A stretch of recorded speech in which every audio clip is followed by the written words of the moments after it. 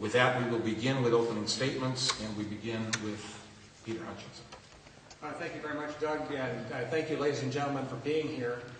Before I actually begin, and Doug, I hope you'll spare me 10 seconds on this one, I think it's appropriate that we acknowledge and congratulate Tim Pawlenty, R.T. Ryback, and Chris Coleman for securing the 2008 Republican National Convention to come to our state. This is an important piece of democracy that's going to happen here in Minnesota.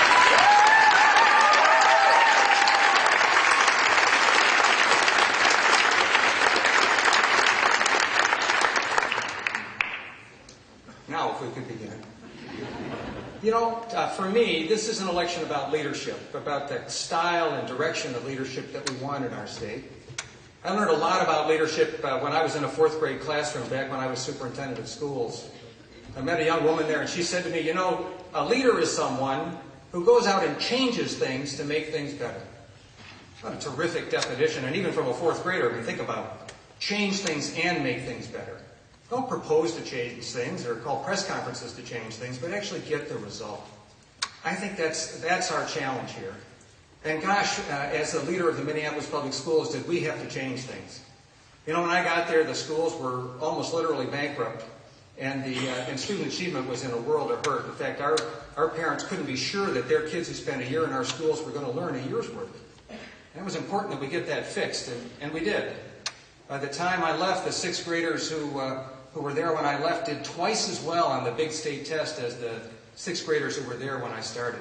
It's incredibly important that we do this and that we do it responsibly from a fiscal point of view. And I was very happy, frankly, that after I left, the outside audit from the auditors, at least according to the chief financial officer, left the district in the best financial condition it had ever been in. You can make big change happen. You can make things better. But you've got to focus on getting it done. And you've got to be accountable. We tried a really different approach to accountability in Minneapolis. We have performance reviews with the school board in public 3 to 4 times a year. 3 to 4 times a year in public talking about how we were doing it. You know, it wasn't always a love fest. I still remember the meeting at which they were giving us a grade. We got mostly B's, but one of the school board members gave us an F. That hurt. It hurt. It hurt our pay. We were on a pay-for-performance contract. You know, you need that kind of accountability if you want to get better. If we're going to fix health care, if we're going to fix education and our horse and buggy roads and the environment, we need leaders who understand it is about changing things to make things better. Thank you very much. Thank you. My understanding is there's 3 basic issues tonight: education, transportation, and leadership. To begin with education, education means hope for many Minnesotans. For the parents, it means that we want a better life for the next generation, as our parents' generation gave to us. And that means getting the best quality education possible. For our children, it means getting a good education to get economic opportunity, to climb the economic ladder, to get to prosperity. For our business community, a good education means we have an educated workforce that can compete in a global economy. A state that cuts education, as was done 2 years ago, is not instilling hope for education or hope for the future, but rather destroying it. A state that doubles tuition at our public colleges over 6 years destroys, does not instill hope for education. A state that allows classroom sizes to burst is destroying and not inspiring hope for our education process. I am committed as a governor to be sure to back a strongest education system possible. When it comes to transportation, good roads mean good jobs. And to have a strong economy, you have to have a strong transportation system. Right now, we face about $1 billion deficit. We have over $1 billion in necessary construction each year just to keep it maintained. And yet by 2007, I believe we have about $400 million, $450 million that's allocated under the current budget. That doesn't work. I'm committed to do what I can to close that gap in whatever means possible to make sure we can support the business community and to support our own lives. We spend over $1 billion ourselves sitting in traffic jams. We lose over $300 million a year in our businesses to traffic jams.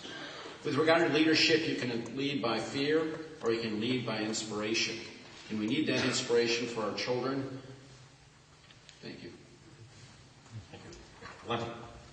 Well, good evening. Thank you all for coming tonight, and thank you to Debate Minnesota for organizing this. This is a wonderful format and an opportunity for us to share our views and records and hopes for the future of Minnesota. I appreciate you taking the time to attend in person, and for those who may be listening on the radio or otherwise, we're grateful for your interest as well.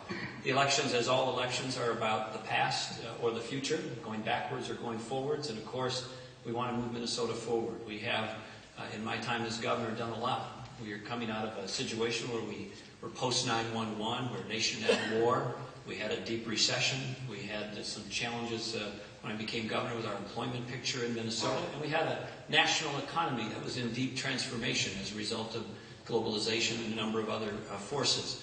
But we have made tremendous progress. We have solved a mammoth deficit. We have created over 120,000 new jobs in Minnesota. We're now growing jobs at twice the national average. We have one of the lowest rates of unemployment in the country.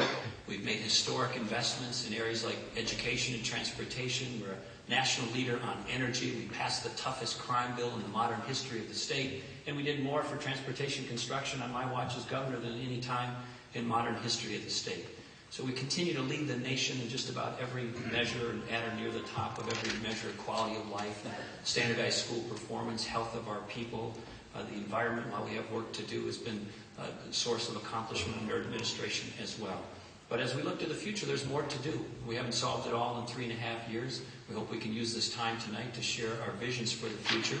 And that means growing jobs, improving our schools, improving our transportation system, containing healthcare costs, and many more. But it's not about going out and saying everything stinks. It doesn't.